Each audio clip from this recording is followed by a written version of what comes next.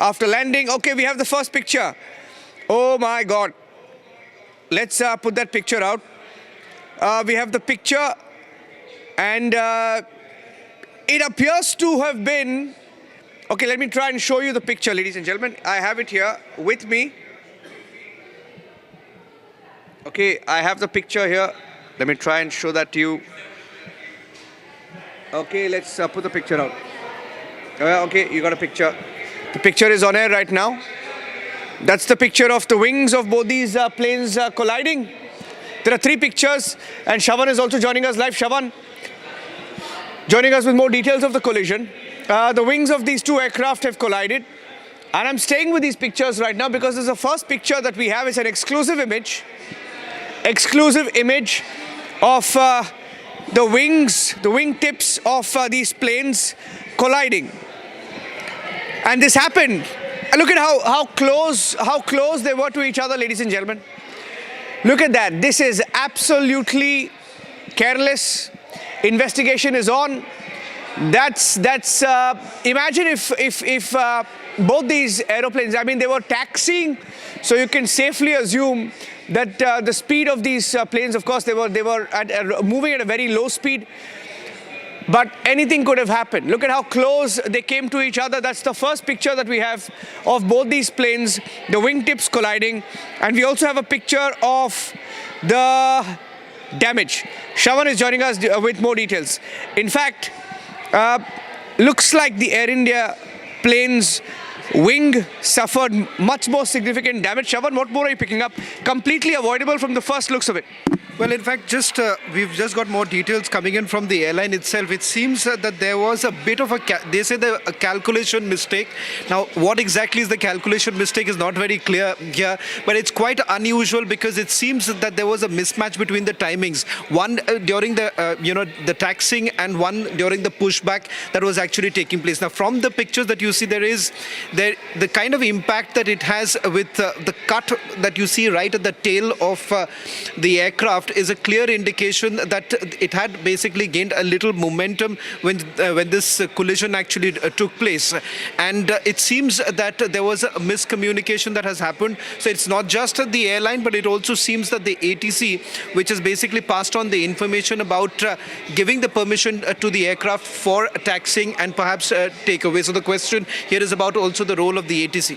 Shavan, another bit of a breaking news update that our newsrooms have just shared. The DGCA team is on the spot. DGCA team is on the spot. This is a terrible time for Indian aviation. I mean, look at what is happening in the last few days. But the breaking news update, DGCA team on the spot, given perhaps that it's Mumbai, they have a huge presence there. What typically happens in an investigation like this, Shavan? Well, in fact, they would be looking at the messaging that was essentially done to the aircraft first, the one that was parked, because it basically is given the permission for taxiing and then for the takeoff. So that permission basically comes in from the ATC. It seems that there is a miscommunication, which means at the same time, both the messages have gone to both the aircraft, and that's the reason why there could be... Harsha's just texting saying, come to me, I have more details. Let me go across to her. Harsha, what are the details?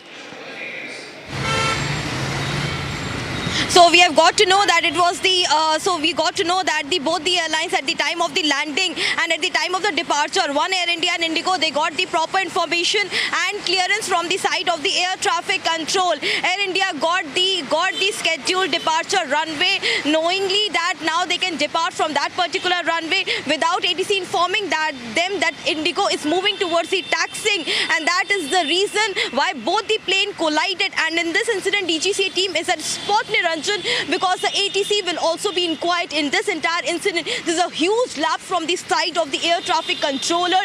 They can't allow the departure and the taxiing of two airlines at the same time, which is very close to the runway. The incident is near to Terminal 33 and the runway where the taxiing and where the departure is happening. The timing has collided. The incident timing is 7:31. What I've just now got to know from the ATC, 7:31 is the incident timing at the time where ATC 10 minutes back gave the clearance to the Air India 2732 to depart. The departure aircraft was pushing back at same time IndiGo aircraft were moving towards taxiing. The wing tips of both the aircraft collided in such such a way that the huge damage has been caused to Air India aircraft Niranjan. This is a new aircraft of Air India.